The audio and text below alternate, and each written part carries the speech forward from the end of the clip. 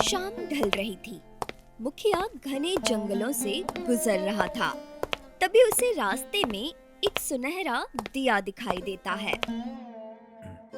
अरे, ये दिया तो सचमुच मुझे मिल गया। ये दिया तो वही है जिसकी कब से मुझे तलाश थी। अब तो मैं बहुत ही धनी व्यक्ति बन जाऊंगा। हाँ, इस सुनहरे दिए की मदद से। कितने दिनों से मैं इस दिए को ढूंढ रहा था। तभी अचानक दिए से रोशनी निकलती है और वो जोर जोर से हंसने लगता है। तेरा भाग्य अब बदलने वाला है। तू अपने घर जा और मुझे इस तालाब में फेंक दे। घर जाकर देखेगा कि तेरी किस्मत पूरी तरह बदल चुकी होगी। क्या सच में? मैं तो यही चाहता था। ठीक है, मैं अभी तुम्हें तालाब में फेंक देता हूँ। मुखिया जी दिए को तालाब में फेंक देते हैं और खुशी खुशी घर की ओर चल पड़ते हैं। पता नहीं मेरे घर में कितनी सारी धन दौलत आ गई होगी। जल्दी जल्दी मुझे घर जाना चाहिए। मेरी पत्नी भी खुश हो गई होगी सब धन देखकर। वो तेजी से कदम बढ़ाते हैं, पर जैसे ही गांव के पास पहुंचते हैं, हाँ? कहीं मैं रास्ता तो नहीं भूल गया? मेरा घर नहीं दिखाई दे रहा है, जबकि इतना बड़ा मेरा घर था। तभी उनकी पत्नी एक झोपड़ी से बाहर आती है, जो फटे पुराने कपड़ों में थी। ये तूने कैसी हालत बना रखी है? अरे क्या हुलिया है ये भाग्यवान। देखिए ना क्या हो गया। मैं तो अच्छे खासे कपड़े पहनकर बैठी थी। अचानक हमारा घर झोपड़ी बन गया और हमारे सारे बच्चों के कपड़े भी फट गए। ये कैसे हो गया, मुझे तो समझ ही नहीं आ रहा है। एक पल में हमारा घर, कपड़े, गहने सब गायब हो गए। क्या? भगवान, ये कैसे हो गया? इसका मतलब मुझे उस जादुई दिए ने धोखा दिया है। हे भगवान, मैं लुट गया, मैं बर्बाद हो गया। मेरी सारी धन दौलत सब गायब हो गई। मैं कहीं का नहीं रहा।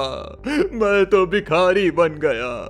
उस दिए की मदद से तो मैं अमीर बनना चाहता था, लेकिन मैं पूरी तरह से भिखारी बन गया हूँ। अब मैं क्या करूं?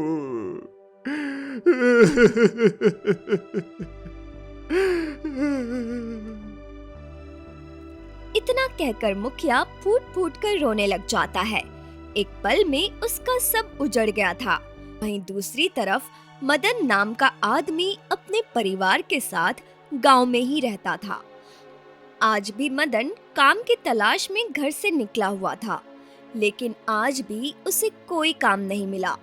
वो हार थक कर अपने घर जाने लगता है और सोचने लगता है। क्या करूं? इस बार दिवाली भी आने वाली है और ज्यादा समय भी नहीं बचा है। अगर इस बार दिवाली नहीं मनी तो बच्चे फिर गुस्सा करेंगे। कोई काम भी नहीं मिला है।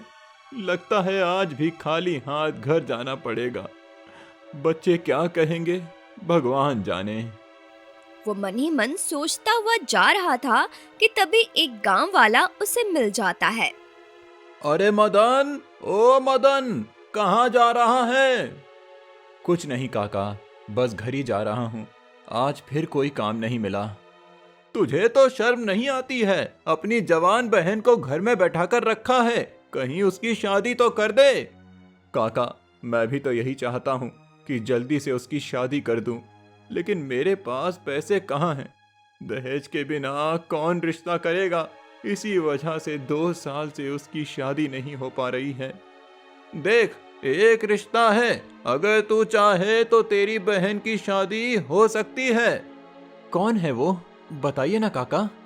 अरे वो एक जमींदार है, 3 बच्चों का बाप है, बीवी मर चुकी है। वो तेरी बहन से शादी करने को तैयार है। क्या कह रहे हैं आप?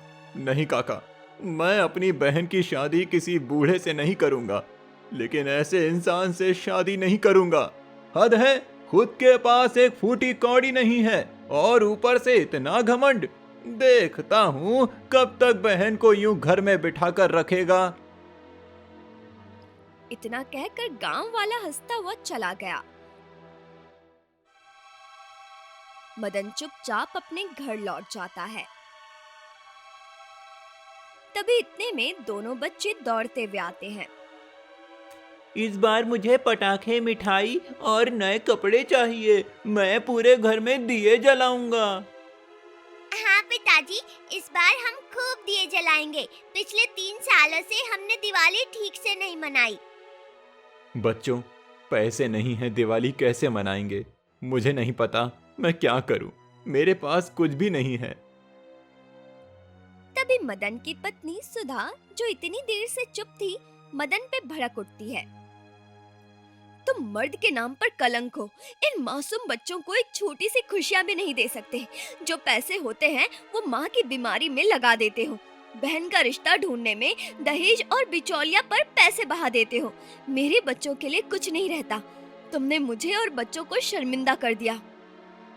सुधा, मैं तुम्हारा दर्द समझ सकता हूँ, लेकिन मैं हर दिन कोशिश तो करता हूँ। कोशिश? अरे तुम्हारी कोशिशों से हमें भूखा सोना पड़ता है। अपने बच्चों की जिंदगी के लिए तुम कुछ भी नहीं कर सकते। तुमने हमारी हिफाजत नहीं की। तुम सच में भिखारी हो। बहू, ठहर जाओ, हम सब मिलकर कुछ कर लेंगे। मैं अपनी दवाई नहीं लूंगी इस बार। हम दिवाली मना लेंगे।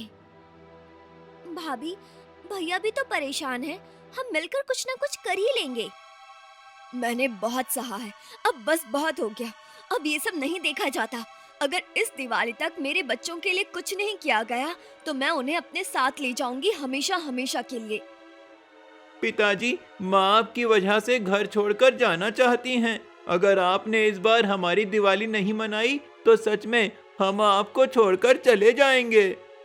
हाँ पिताजी, आप दुनिया के सबसे गंदे पिता हो। एक भी बच्चों की दिवाली नहीं मना सकते और मेरी माँ को भी कभी खुश नहीं रखते। इसलिए मैं भी अपनी माँ के साथ चली जाऊंगी। आप फिर यहीं रहिएगा। ये तुम कैसी बातें कर रही हो?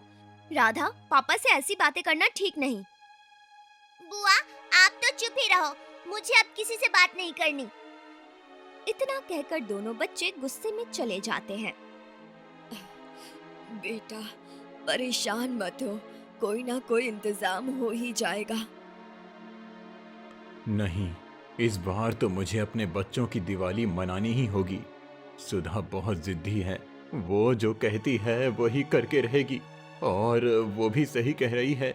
इतने सालों से मैं अपने बच्चों के साथ एक भी दिवाली नहीं मना पाया। फिर मदन परेशान होकर सो जाता है और अगली सुबह होते ही वो उठ जाता है। आज तो कुछ भी हो जाए, काम लेकर ही आऊंगा। दिवाली तक 1 सप्ताह बचा है, कुछ पैसों का इंतजाम हो जाएगा। मदन कई जगह जाता है पर कहीं उसे काम नहीं मिलता। थक हार कर वो एक पेड़ के नीचे बैठ जाता है। उसी पेड़ के नीचे एक किसान परेशान बैठा होता है। हे भगवान, अब क्या करूं? बीज और खाद सब ले आया हूं, लेकिन एक बैल की तबीयत खराब हो गई। अब खेत कैसे जोतूं? किसान की बात सुनकर मदन कहने लगा। काका, आप बहुत परेशान दिख रहे हैं। कोई काम है तो मुझे दे दीजिए। मैं पूरी मेहनत और ईमानदारी से काम करूंगा। दिवाली आने वाली है, बच्चों की खुशी के लिए मुझे कुछ पैसे चाहिए। मदन दिन भर कड़ी मेहनत करता है और पूरा खेत जोत देता है। शाम को किसान कहता है, अरे मान गए भाई, एक पिता में इतनी ताकत होती है। तूने अपने बच्चों की दिवाली मनाने के लिए इतना मुश्किल काम किया है, कोई भी ऐसा नहीं कर पाता। ये ले पैसे। मदन को किसान 2 सिक्के दे देता है। मदन वो सिक्के ले लेता है।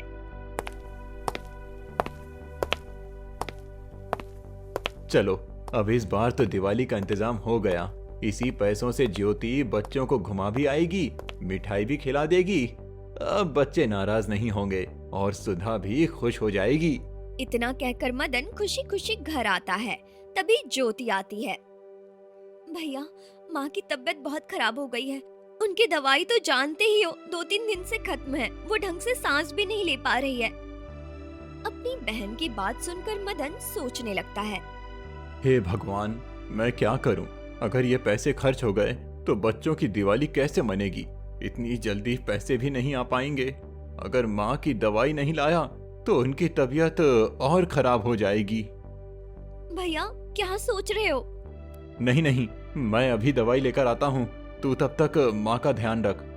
मदन जल्दी से दवाई लेकर आता है और माँ को दे देता है। फिर परेशान होकर बैठ जाता है और रोने लगता है। अब मैं क्या करूँ? फिर खाली हाथ हो गए, पैसों का जुगाड़ कहाँ से करूँ? तभी सुधा आती है और पैसों का सवाल करती है। काम की तलाश में भटक रहा था, काम तो मिला, पर फिर माँ की दवाई लानी पड़ गई। आज भी पैसों का इंतजाम नहीं हो पाया सुधा। कुछ भी करो, मुझे उससे कोई मतलब नहीं। बस मैं आपको दिवाली तक का समय देती हूँ। उस दिन तक आपने कुछ नहीं किया तो मैं भूल जाऊंगी। मैं आपकी मजबूरी कभी नहीं समझूंगी। अरे भाग्यवान, थोड़ा तो समझो, मैं कर तो रहा हूँ। आपसे तो बात ही करना बेकार है। आप किसी काम के नहीं हो। भगवान जाने किस मनहूस से मेरी शादी हो गई। अरे मेरे तो कर्म ही फूट गए। ये सब सुनकर मदन की आंखों से आंसू बह निकलते हैं। पूरी रात मदन की आंखों आंखों में बीत जाती है। अगली सुबह दोनों बच्चे उदास बैठे थे। राधा, तूने देखा हमारे घर के बाहर कितने सारे खिलौने, मिठाइयाँ, नए कपड़े और पटाखों की दुकान लगी है। हाँ भैया, मैंने देखा था। बहुत सारी मिठाइयाँ और कपड़े हैं, पर हमें नहीं लगता कि पिताजी इस बार हमें दिलाएंगे। काश हम भी अच्छे से दिवाली मना पाते। तू चिंता मत कर, इस बार तो हम खूब सारे दिए लेंगे, पटाखे फोड़ेंगे और नए कपड़े भी पहनेंगे। इतने में पड़ोस के दो बच्चे सोनू सीमा बाहर से घर के अंदर आते हैं। अरे राधा, रोहन, देखो हम तुम्हारे लिए क्या लेकर आए हैं। हाँ हाँ राधा, तू भी देख, आज हम तुम्हारे लिए कुछ लेकर आए हैं। क्या सच में हमारे लिए तोहफे? राधा, लगता है हमारे दोस्त हमारे लिए कुछ अच्छा और नया लेकर आए हैं। जल्दी दिखाओ, तुम हमारे लिए क्या लाए हो। सोनू राधा को कुछ गंदे मैले पुराने कपड़े पकड़ा देता है। दिवाली पर पहनना, पिछली बार मैंने भी इसे पहना था, अब तुम्हारे लिए लाया ताकि तुम्हारी दिवाली भी ठीक से मने। मुझे क्यों दे रहे हो? ये तो कितना गंदा और पुराना है, इससे तो बदबू भी आ रही है। अरे हमारे पास नए कपड़े हैं और मिठाइयाँ भी। हम झूला झूल कर आए हैं। तुम्हारी हालत देखकर सोचा कि अपने कुछ पुराने कपड़े तुमको दे दे, और तुम्हारे पास तो नए कपड़े भी नहीं होंगे, इसलिए हम तुम दोनों के लिए अपने पुराने कपड़े ले आए। तुम लोग ऐसा कैसे कह सकते हो? हमारी दिवाली अच्छी बनेगी, हम तुम्हारे पुराने कपड़े नहीं पहनेंगे। इस बार पिताजी हमें नए खिलौने, कपड़े, मिठाई सब दिलाएंगे, देखना। देखेंगे तुम्हारी दिवाली कैसी होती है। हम लोग तो पकवान खाते हैं, तुम्हारे घर में कभी सब्जी भी नहीं होती। अरे देखो तो, जिनके कपड़े फटे हैं वो हमारे कपड़े लेने से मना कर रहे हैं। तुम लोग चले जाओ यहाँ से, हमारा मजाक उड़ाने आए हो। अरे राधा, तुम्हें बुरा क्यों लग रहा है? हम तो बस तुम पर तरस खा कर आए थे। दोनों बच्चे रोहन और राधा का खूब मजाक उड़ाते हैं, जिससे दोनों बहन भाई फूट फूट कर रोने लगते हैं। सीमा, घर चलो, ये दोनों तो रोने लगे। दोनों बच्चे रोने लगते हैं, तभी मदन आ जाता है। बच्चों को रोता देख वो बच्चों से कहता है, क्या हुआ? तुम दोनों परेशान क्यों दिख रहे हो? सब ठीक तो है ना? हमें आपसे कोई बात नहीं करनी है पिताजी। आपकी वजह से मेरे सभी दोस्त मेरा मजाक उड़ाते हैं, हमारे फटे कपड़े और खाली पेट के कारण। हाँ पिताजी, सभी हमारे फटे कपड़े और भिखारी जैसी जिंदगी पर हंसते हैं। झूला, नए कपड़े सब उनके पास हैं, हमारे पास कुछ नहीं। इतना कहकर दोनों गुस्से में अंदर चले जाते हैं। अब मैं क्या करूं? बच्चे तो इतने गुस्से में हैं। अगर इस बार दिवाली नहीं हुई तो पता नहीं क्या कर बैठेंगे। मदन घर से निकल पड़ता है काम की तलाश में। तभी राधा मन में सोचती है, पिताजी तो चले गए, पता नहीं शाम में पैसे लेकर आएंगे या नहीं।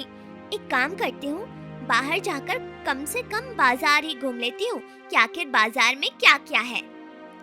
इतना कहकर राधा चोरी छिपे घर से निकल जाती है और बाजार पहुंच जाती है। वाह, कितना सुंदर बाजार सजाया है। तरह तरह की मिठाइयाँ, कपड़े, एक काम करती हूँ, ये मिठाइयाँ कितना सुंदर है। आज तक मैंने ये मिठाई कभी नहीं खाई। खाने का बहुत मन कर रहा है और पैसे भी नहीं है। हाँ, इनमें से एक ले लेती हूँ। राधा एक मिठाई चुरा कर खा लेती है। तभी दुकान वाला देख लेता है। ये क्या किया तुमने? तुमने मिठाई क्यों चुराई? नहीं नहीं, मैंने मिठाई नहीं चुराई। झूठ मत बोलो, मैंने तुझे मिठाई चुराते हुए देखा है। बिना पूछे मिठाई चोरी करती हो। रुक जा, अभी बताता हूँ। दुकानदार राधा को पकड़कर थप्पड़ मार देता है। राधा का गाल सूज जाता है और राधा रोते रोते घर लौट आती है। थोड़ी देर बाद मदन भी घर आता है। ये क्या हुआ राधा? तुम्हारा गला सूजा हुआ क्यों है? पिताजी, पता नहीं कब से रो रही थी। सच सच बता, क्या किया था तूने? मैं मैं बाजार घूमने गई थी। वहाँ बहुत सारे पटाखे, मिठाइयाँ थी, तो मैंने एक मिठाई चुरा कर खा ली। इसलिए दुकानदार ने मुझे थप्पड़ मार दिया। तुमने ये क्या किया बेटी? बेटी, तुम तो जानती हो ना, चोरी करना पाप है। ये नहीं करना चाहिए था, गलत है। इसमें मैंने गलत क्या किया? मुझे मिठाई खाने का मन था तो मैंने एक मिठाई खा ली। ये आपकी वजह से हुआ है पिताजी। अगर आप हमें घर पर मिठाई दे देते तो आज हमें चोरी करने की नौबत नहीं आती। राधा बिल्कुल ठीक कह रही है पिताजी। इसने मिठाई भी चुराई है तो क्या हुआ? आपकी वजह से ही ऐसा हुआ है। आप इसे लेकर कुछ मत कहिए। अगर आप हमें खरीद कर नहीं देंगे तो हम लोग चोरी ही करेंगे ना। सुबह से शाम हो गई थी मेहनत करते हुए और मैं एक भी रुपया नहीं ला पाया और दोनों बच्चे चोरी करने लगे हैं। ऐसे तो ये दोनों हाथ से निकल जाएंगे। बच्चे भूखे भी रहते हैं। दिवाली में बस कुछ ही दिन बचे हैं। कुछ भी करके कुछ करना होगा, पर क्या करूं? मदन परेशान होकर गांव की तरफ निकल पड़ता है। चलते चलते वो एक जमींदार के पास पहुंचता है। सेठ जी, मुझे कुछ पैसे उधार दे दीजिए।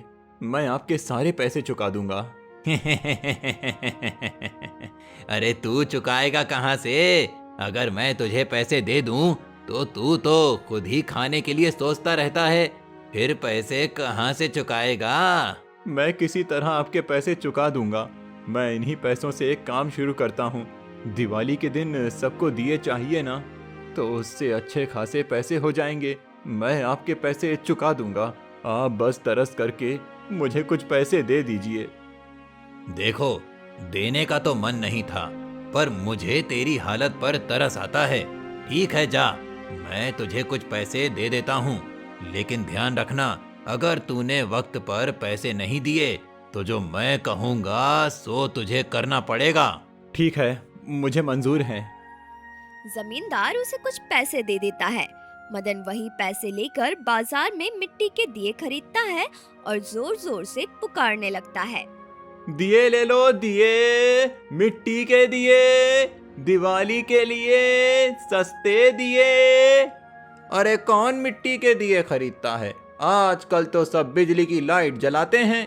ये मिट्टी के दिए कौन जलाएगा? अरे हाँ, मेरी पत्नी तो मुझसे साफ बोल दी है कि वो मिट्टी के दिए नहीं जलाएगी। वो तो पानी वाले दिए जलाएगी। उसमें पानी डालते ही दिया जल जाता है। उसमें तेल भी नहीं लगता, और तेल भी कितना महंगा हो गया है सरसों का। अरे मदन, तेरे बच्चों की दिवाली तो इस बार नहीं मनेगी।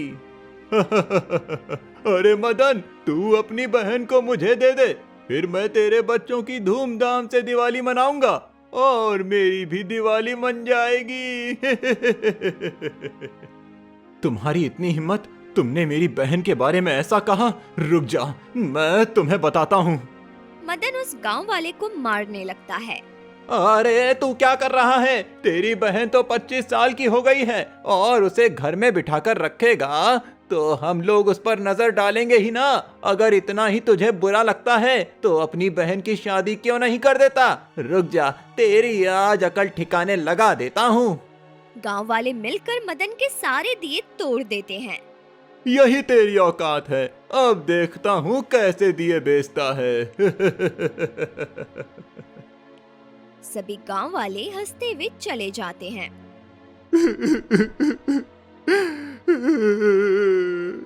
हे भगवान, अब मैं क्या करूं?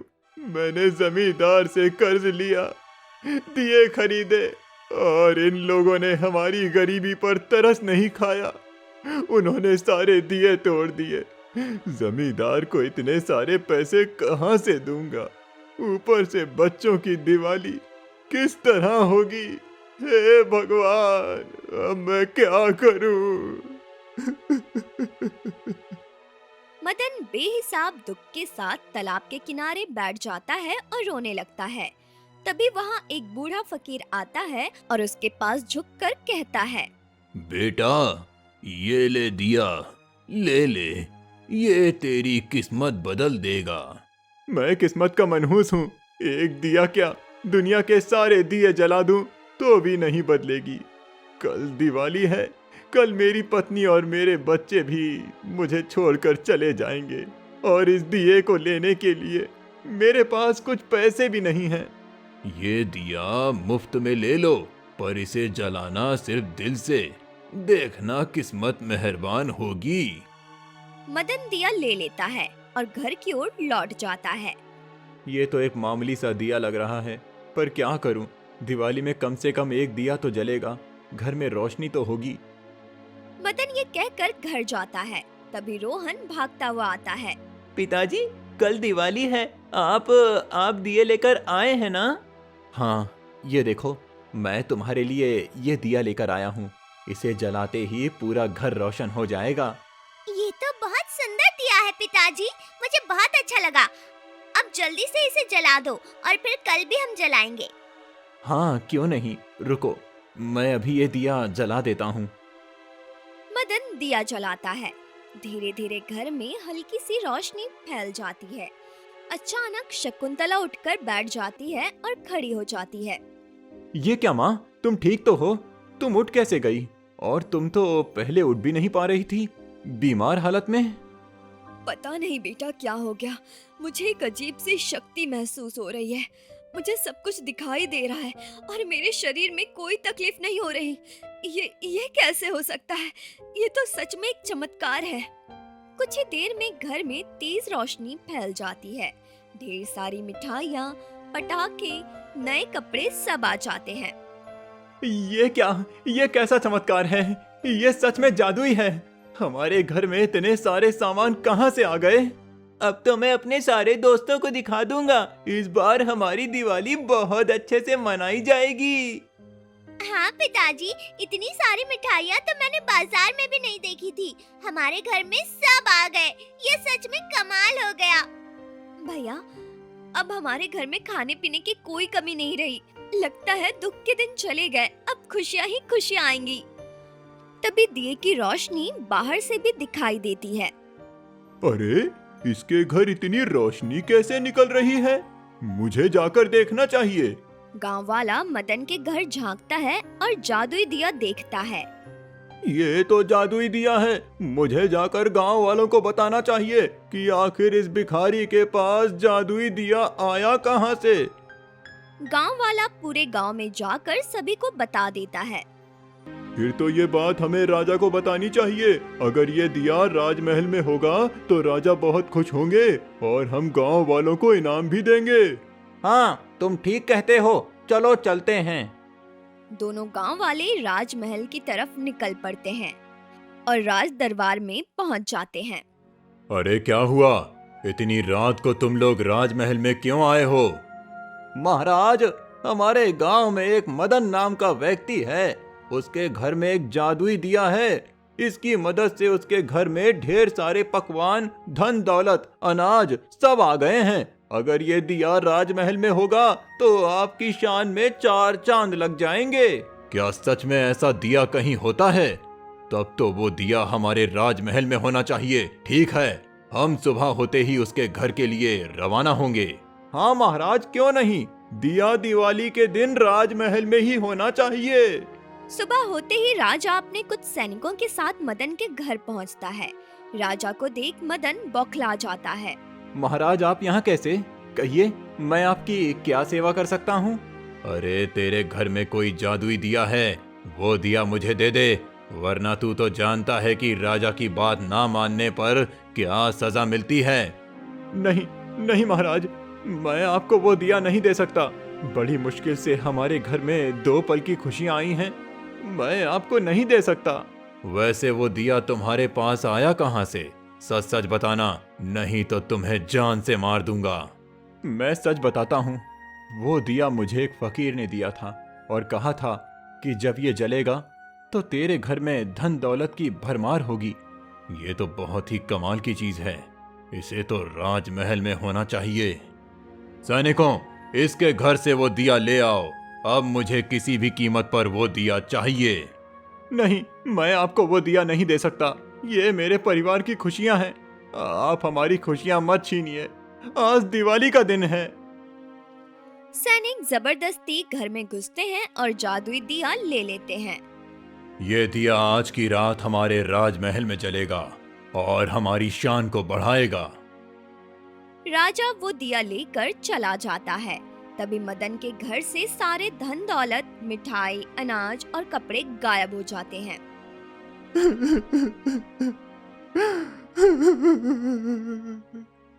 ये क्या, हमारे घर से सारी धन दौलत कहाँ चली गई? मिठाई, अनाज की बोरियां, कपड़े, ये सब गायब हो गया। दिए के जाते ही सब चला गया। लगता है हमारे नसीब में सिर्फ ठोकर ही है। ये तो बस कुछ मिनटों की खुशी थी। अब मैं बच्चों को लेकर अपनी माँ के घर जा रही हूँ, वहीं दिवाली मनाऊंगी। भगवान के लिए ऐसा मत करो सुधा, आज दिवाली के दिन मैं अपने बच्चों से दूर नहीं रह सकता। मेरे बच्चों को छोड़ दो। इसलिए मैं अपने बच्चों को लेकर जा रही हूँ ताकि उनकी अच्छी दिवाली बन सके, ना कि आपके साथ भिखारी वाली। और अब हम वापस नहीं लौटेंगे, कभी नहीं।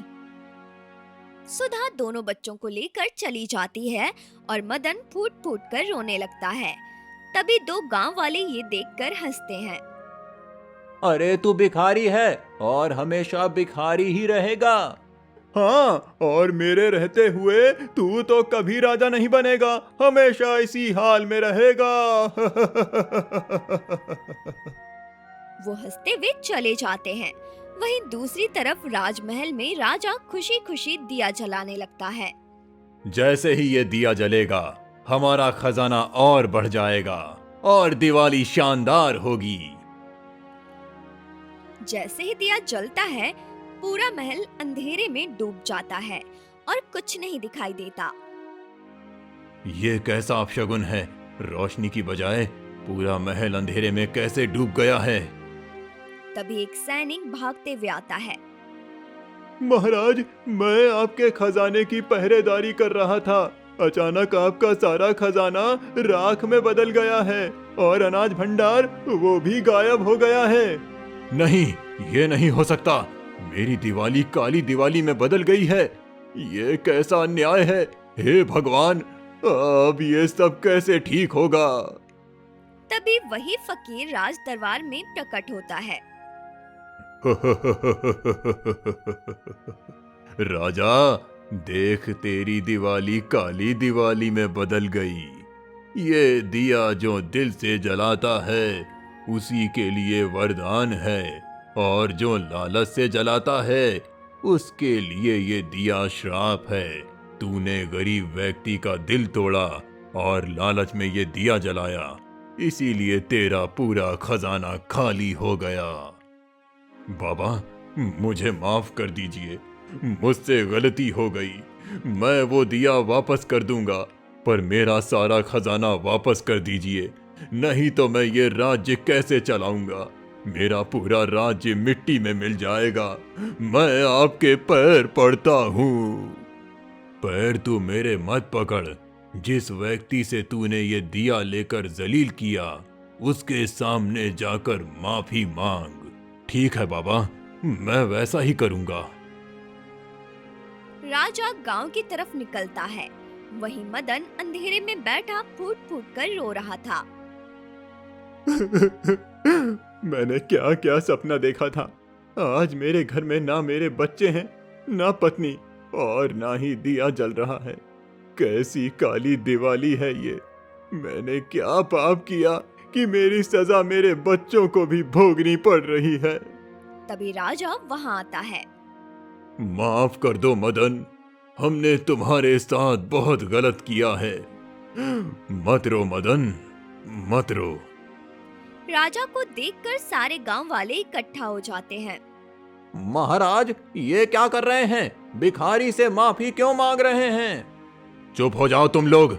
ये भिखारी नहीं बल्कि यही राजा है। आज मैं भिखारी बन गया। मदन मुझे माफ कर दो और ये लो तुम्हारा दिया। इसे अपने घर में जलाओ, तुम्हारा घर रोशनी से भर जाएगा। क्या सच में महाराज आप ये दिया मुझे वापस कर रहे हैं? हाँ मदन, बस बदले में मुझे माफी दे दो और लो इस दिए को जलाओ। मदन वो दिया जलाता है और पूरे घर में रोशनी फैल जाती है। अनाज, कपड़े और मिठाइयों की ढेर लग जाती है और मदन पूरे गांव वालों को सोने के सिक्के, मिठाई और नए कपड़े बांटता है। गरीब की दिवाली क्या होती है ये मैं जानता हूँ, पर अगर मेरे पास कुछ है तो मेरे होते हुए किसी की दिवाली सूनी नहीं होगी। ये सुनकर सारे गांव वालों का सर शर्म से झुक जाता है। हमें माफ कर दो मदन, हमने जलन में तुम्हारे साथ क्या क्या किया।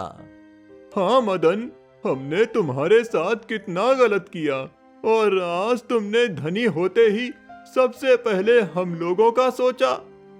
तभी सुधा अपने बच्चों को लेकर आ जाती है। माफ कर दीजिए, मैं अपनी माँ के घर जा रही थी। रास्ते में मुझे फकीर बाबा मिले और उन्होंने मुझे मेरी गलती का एहसास दिलाया कि दिवाली के दिन मुझे आपको अकेला नहीं छोड़ना चाहिए था। कोई बात नहीं सुधा, तुम घर वापस आ गई हो, ये सबसे बड़ी खुशी है। बच्चों ये देखो कितना सब हो गया है, अब जाकर अच्छी तरह दिवाली मनाओ। मदन और सुधा गांव के सभी गरीब दुखियों में मिठाई, कपड़े और धन बांट देते हैं। मदन, मैंने सुना है तुम्हारी एक बहन है। तुम दिल के बहुत नेक इंसान हो। मैं तुम्हारी बहन से शादी करना चाहता हूँ। सच में महाराज, आप मेरी बहन से शादी करना चाहते हैं? हाँ, क्यों नहीं। तुम जैसे नेक और भले इंसान की बहन भी वैसी ही होगी। मैं जल्दी ही शादी करना चाहता हूँ। ज्योति, क्या तुम महाराज से शादी करोगी? भैया, ये तो मैं सपने में भी नहीं सोच सकती थी। मुझे इससे कोई शिकायत नहीं है। ठीक है, मैं ये शादी के लिए तैयार हूँ। मदन खुशी के मारे रोने लगता है। उसकी दिवाली भी अच्छे से मन गई, साथ ही पूरे गांव वालों की भी। आज मदन की वजह से किसी की दिवाली सूनी नहीं थी।